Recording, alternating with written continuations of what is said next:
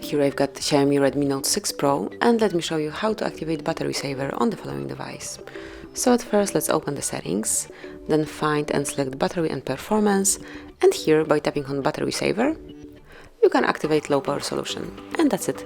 Now your device would work a bit longer.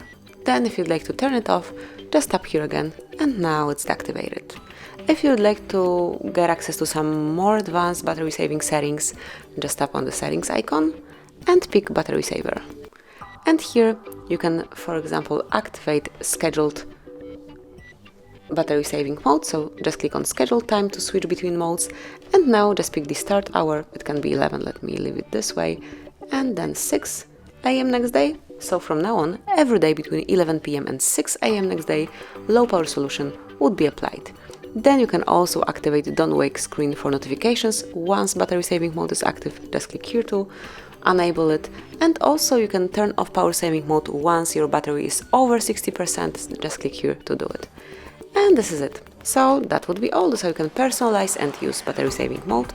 Also you have access it pretty quickly through the upper bar, smoothly slide it down, locate battery saving mode icon right here, and now it is active.